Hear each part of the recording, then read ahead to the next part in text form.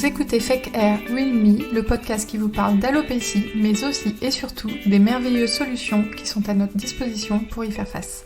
Le but ici ne sera pas de s'apitoyer sur nos pauvres crânes clairsemés, mais plutôt d'apprendre à vivre avec cette pathologie et peut-être même à en rire. Et si vous aimez les contenus légers et informatifs sur l'alopécie, n'hésitez pas à rejoindre la communauté Comme un diadème sur YouTube, Facebook et Instagram. Bon, aujourd'hui, on est dimanche matin et j'ai envie de vous faire tout un épisode sur mes traumas, sur les pires remarques qu'on m'a fait par rapport à mon alopécie. Parce que j'en ai jamais parlé, mais j'ai ça sur le cœur et j'ai besoin de l'exorciser. Donc voilà, tant pis pour vous, j'ai envie de dire. Non, je plaisante un petit peu, mais c'est vrai que quand on a une alopécie et aussi quand on passe au volumateur capillaire, souvent on peut se prendre des réflexions plus ou moins délicates des gens au cours de son parcours, de sa vie. Et en fait, moi c'est vrai que sur les réseaux, j'ai l'air de complètement assumer mon alopécie, le port des volumateurs, et c'est d'ailleurs le cas. Mais je me suis quand même pris des réflexions qui m'ont profondément blessée. Et je me dis, si moi, qui assume maintenant complètement, qui est carrément une boutique de volumateurs, si moi ça arrive à me blesser, comment ça se passe pour les jeunes femmes qui sont à peine dans le début du process? Ça doit être complètement, hyper douloureux en fait. Et je me suis dit que du coup partager ça lors d'un épisode et essayer d'en rire ensemble, ça pourrait peut-être aider à dédramatiser toutes ces petites réflexions qui ne nous font de toute façon pas plaisir du tout. Alors, je vais y aller crescendo, je vais aller de la moins pire, je sais que ça se dit pas, je vais aller de la plus sympa à la pire des réflexions de pourriture. Je rigole, mais souvent ça n'a pas été fait méchamment, mais je vais aller du moins blessant au plus blessant, on va dire. Donc la première fois, c'est, je pense, la première réflexion que j'ai eue sur mon alopécie. En fait, moi, sur mon alopécie, j'ai pas eu tant de réflexions. J'ai plus eu des réflexions sur le fait que je porte un volumateur, par des gens qui savaient, bien sûr. Mais sur mon alopécie, un jour, il y a le pote d'un de mon conjoint, j'arrive et en fait je m'étais teint en brune, donc c'était vraiment pas une bonne idée déjà de base. Alors je voulais ressembler à l'époque à Eva Longoria, je trouvais qu'elle était magnifique et naïvement je pensais qu'en me teignant les cheveux de la même couleur, du coup je voulais pas lui ressembler mais je voulais être belle comme elle et je m'étais dit elle a des cheveux couleur chocolat, casting crème gloss, il faut que je sois pareil quoi en fait. Donc c'était une très mauvaise idée parce que quand on est blonde et qu'on se teint en brune, bon, ça peut nous aller, mais en l'occurrence, moi, ça ne m'allait pas trop. Mais bref, c'est pas le sujet, je suis déjà en train de dévier. Et donc là, il y a un pote de mon conjoint, j'allais citer son nom, mais je me dis, on sait jamais qu'il écoute le podcast, qui me dit « Ah, c'est bien, mais on voit plus ton crâne comme ça. » Et je vous jure, il m'aurait décoché... une flèche d'arbalète en plein cœur, ça aurait été pareil. J'ai dit « Ah !» et j'ai rien dit, mais je me suis figée sur place, j'ai cru que j'allais... Vous savez, comme un glaçon qui se fige et qui se détruit, qui s'écroule au sol. C'est ce que j'ai ressenti. Et pourtant, c'était une toute petite réflexion, mais justement, c'est pour expliquer à quel point la moindre remarque, on voit plus ton crâne comme ça. Bah oui, je savais, moi, on venait de me diagnostiquer mon alopécie depuis 1 an ou 2, j'en étais à un stade où je mettais du minoxidil tous les jours, et je me disais, mon alopécie, bon, les gens la voient pas, moi ça me complexait, et d'un seul coup, là, il y a quelqu'un qui me dit, on voit plus ton crâne comme ça, parce que j'étais brune du coup. Mais moi, je savais pertinemment que c'est pas parce que j'étais brune qu'on voyait plus mon crâne. Après, c'est vrai que le brun, quand on a une alopécie et qu'on a une raie large et qu'on est clairsemé, ça met en valeur, ça peut mettre en valeur l'alopécie. Mais du coup, ouais, franchement, ça m'a bien vexée, mais c'était pas dit méchamment, et voilà, j'ai digéré cette remarque depuis, ça va mieux, je m'en suis remise. J'ai fait 15 séances de psy pour ça, et ça va. Je rigole. Alors, une autre réflexion qui m'a un peu agacée, et qui vient de ma mère, cette fois. Vous verrez qu'elle a une place particulière dans ce podcast, parce qu'elle revient souvent. En fait, ça, c'est plutôt... je vais dire le contexte, plutôt que commencer à analyser le truc sans avoir expliqué.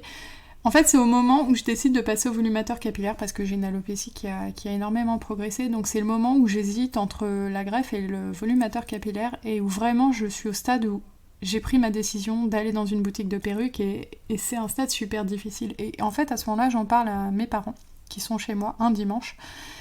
Et en fait, ma mère bloque, elle trouve que j'ai pas besoin de ça et tout. Elle trouve que les perruques, que ça sert que c'est pas pour moi, que je vais quand même pas porter ça et tout. Et en fait, elle me dit, mais tu focalises, tu te prends la tête pour rien, c'est comme moi avec mes taches de soleil. Et en fait, cette réflexion m'a trop énervée parce que donc ma mère, elle focalise sur ses problèmes de peau, je raconte sa vie sur ses taches de soleil, donc elle se les fait de temps en temps brûler parce qu'à cause du soleil, elle a des taches. Et en fait, tous les ans, elle retourne au soleil et de toute façon, tous les ans, elle a de nouveau des taches. Et en fait, le fait qu'elle compare ça, parce qu'elle, elle focalise sur un problème, déjà qu'elle se crée elle-même parce qu'elle protège pas sa peau, et un problème qui est quasi pas visible, pour le coup, c'est vraiment de la focalisation, avec le fait de mon alopécie, qui est pour moi un sujet grave et douloureux depuis 10 ans, et franchement, me voir le sujet minimisé comme ça m'a trop énervée. Et d'ailleurs, je lui ai dit, mais comme tes taches de soleil, mais enfin, n'importe quoi. Et en fait, pour moi, ça n'a rien de comparable parce que des taches de soleil, si on veut plus en avoir le jour où on se fait brûler le visage par un dermatologue, après, on arrête d'aller au soleil, on met de la crème 50 et voilà, c'est réglé. Ou avec un peu de fond de teint, c'est réglé en fait. Et du coup, franchement, ça m'a trop énervée. Et je me souviens que j'avais pris à l'époque une photo de ma calvitie dessus de mon crâne pour envoyer à la clinique DHI. Et cette photo était franchement gore, elle était franchement choquante. C'était vraiment horrible. C'est d'ailleurs la photo que j'ai mis en miniature sur YouTube pour celles qui ont la référence. Et je lui dis, mais regarde regarde mon crâne, merde. Et du coup, bref, cette réflexion j'ai pas aimé.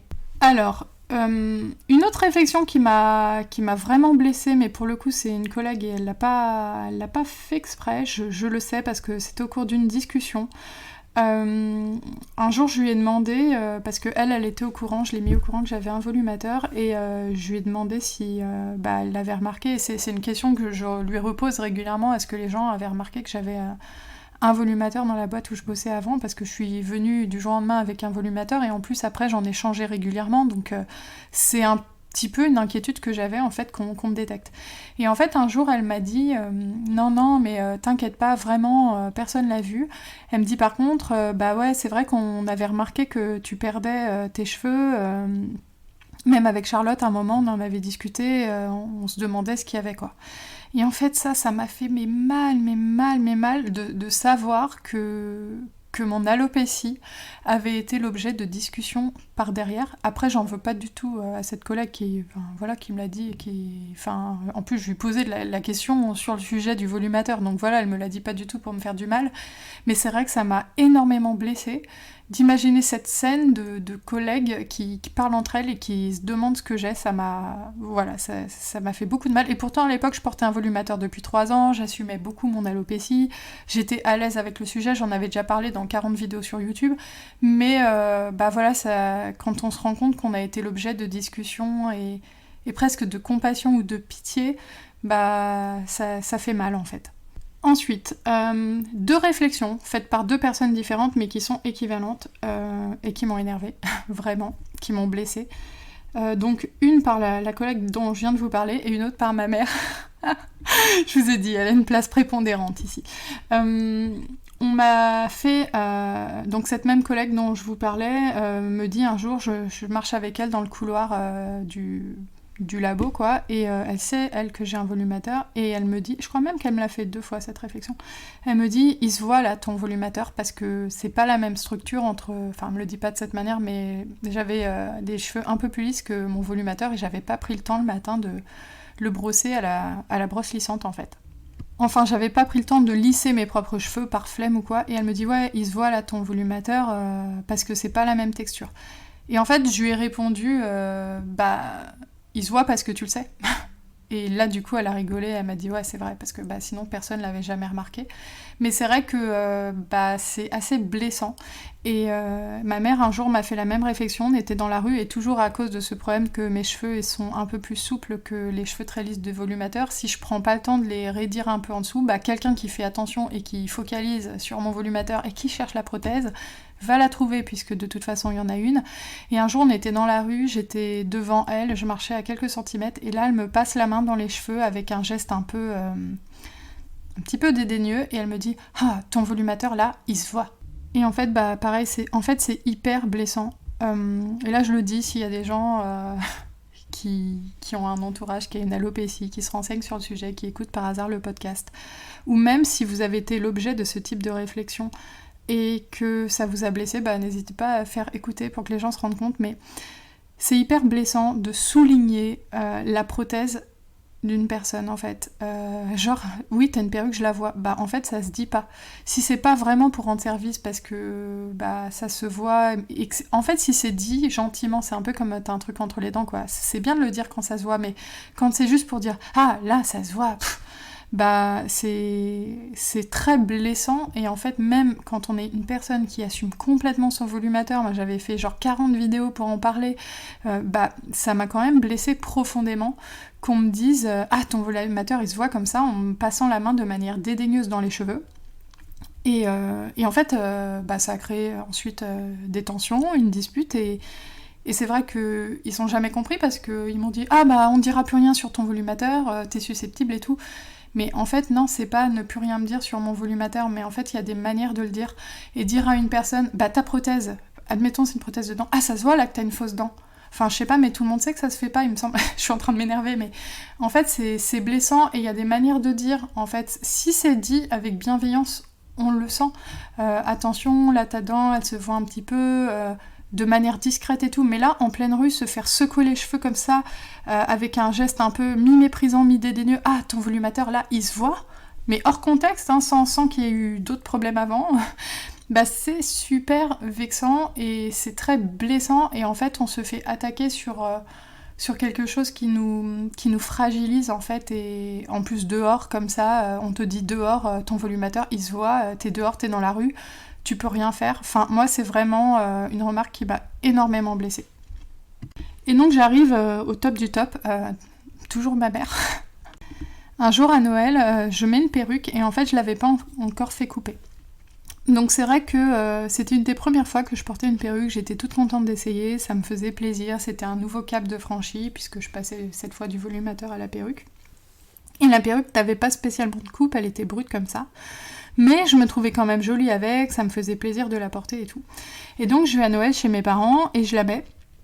Et puis bon, au bout d'un moment, je la retire parce que j'en avais marre, mais bref, je l'ai mis une bonne partie de la journée. J'ai croisé mes voisins, on a discuté et tout, et voilà, j'étais contente et je me sentais belle avec cette perruque. Alors je me rappelle qu'il y avait eu un peu une discussion au cours du repas avec ma sœur et tout. Elle me disait ouais, faudrait faire une petite coupe et tout pour que oui, ça fasse plus naturel, parce que effectivement, mis comme ça, sans aucune coupe et tout, une perruque ça ajoute quand même pas mal de cheveux, donc je savais qu'il y avait un travail à faire sur cette perruque, mais j'étais contente de la porter. Et en fait, quelques semaines ou mois plus tard, à un moment, ma mère était toujours dans une sorte de débat pour dire que les volumateurs, sur moi ça se voyait moins, que c'était mieux que les perruques.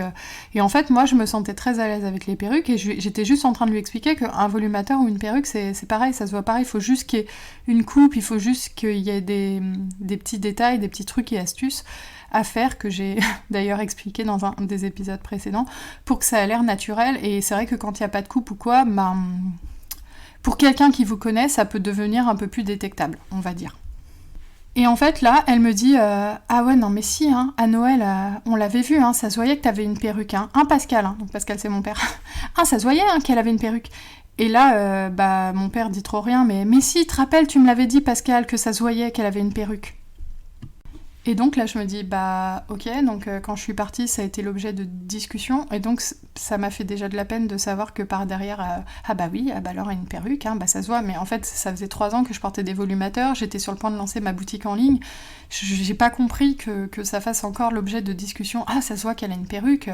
Et en fait donc là elle était en train d'insister et dire que ça se voyait que mon père avait une perruque, lapsus bizarre, que ça se voyait, qu'ils en avaient discuté, mais si Pascal, tu l'as même dit. Et là, elle me dit, mais si, t'as même dit que les voisins, ils avaient dû le voir. Et en fait, cette remarque, t'as même dit que les voisins avaient dû le voir, ça m'a blessée, mais tellement, et je me rappelle, j'étais assise par terre, ouais, on dirait une grosse victime, mais c'est juste qu'ils étaient sur le canapé, moi j'étais assise par terre près de la table basse, bon bref, on s'en fout. Et je me suis retenue, en fait, de pas pleurer sur le coup, parce que ça m'a fait très très très mal de savoir que par derrière ils avaient dit même les voisins ont dû le voir. Ça m'a pas fait mal que peut-être les voisins l'aient vu, en fait j'en ai rien à faire que les voisins l'aient vu. Ce qui m'a fait mal c'est que pour eux ce soit un sujet, les voisins ont dû voir qu'elle avait une perruque, et que ce soit un stress pour eux, même les voisins ont dû le voir, comme si j'étais quelque chose de honteux, comme si c'était vraiment un problème si les voisins ont vu que j'ai une perruque. Mais putain, j'ai une boutique là de perruques en fait. Même si les voisins ils ont vu que j'ai une perruque, j'ai une boutique de perruques en fait. Alors les voisins ne le savaient pas forcément, mais je veux dire, je pensais avoir fait aussi, notamment sur les réseaux, un travail pour que ce soit moins tabou, et j'imaginais qu'auprès de ma famille, je leur parle de volumateur depuis 3 ans, de perruques, de cheveux alternatifs, c'est une de mes grandes passions, donc j'en parle tout le temps, c'est quelque chose qui a changé ma vie, c'est quelque chose d'hyper positif. Je pensais pas me prendre une réflexion du type ça se voyait à Noël, hein, on en a parlé, et même les voisins ont dû le voir. Ça m'a blessée, mais tellement en fait, alors que, comme je vous ai dit, c'est quelque chose que j'assume, mais tellement et complètement, que à chaque fois dans ces moments-là, je me dis mais comment ça se passe en fait pour les femmes qui achètent des volumateurs, que ce soit chez Comme un Diadème ou ailleurs, et qui sont fragilisées à ce moment-là de leur vie et qui se prennent de telles réflexions. Ça doit être super dur, et moi ça a été super dur pour moi, mais quelque part j'avais les épaules à ce moment-là pour les encaisser, ces remarques-là, mais c'est vrai que les gens se rendent pas toujours compte à quel point ça peut être blessant pour nous, à quel point on est fragile à ce niveau-là sur le sujet de l'alopécie ou sur le sujet des prothèses capillaires. Donc j'aimerais bien finir ce podcast en vous donnant un conseil, mais j'ai pas beaucoup de conseils à vous donner à ce niveau-là, parce que j'ai envie de vous dire de vous blinder et de vous dire que c'est pas grave tout ça, c'est que des réflexions, et que ce qui compte c'est comment vous vous sentez, que vous vous sentiez bien avec votre prothèse. Une chose que je peux vous dire, c'est que les gens qui vous font des remarques sur des volumateurs capillaires qui se voient, etc., vous remarquerez quand même que c'est toujours des gens qui le savaient avant. Et en fait, quand ils le savent pas, ça se voit pas. Et moi, c'est quelque chose que je réponds souvent dans ces cas-là, c'est tu le vois parce que tu le sais, mais est-ce que t'as remarqué là quelqu'un qui l'a vu ou qui me l'a dit? Donc moi, je réponds, si tu cherches la prothèse, tu vas la voir en fait. Mais c'est juste que, en fait, la prothèse, elle est sur notre tête. Pourquoi les gens, quand ils savent ça, après ils passent leur temps, j'exagère, mais à regarder, à chercher, on a le droit d'avoir une prothèse, quelqu'un qui a une prothèse de dent, est-ce qu'on est toujours en train de regarder sa dent en se disant il a une prothèse? Je veux dire, il y a un moment, il faut assimiler l'info, il faut passer à autre chose. Mais j'espère que cet épisode où je me plains de mon entourage toxique pendant 30 minutes vous aura fait plaisir. En tout cas, moi ce qui est sûr, c'est que ça m'aura fait du bien d'en reparler, sachant que c'est quelque chose que j'ai déjà raconté en long, en large et en travers à des copines, mais manifestement ça ne suffit pas, il faut encore que j'en parle, il faut que j'évacue. Voilà, j'espère que ça vous aura plu, et je vous dis à bientôt dans un prochain épisode du podcast.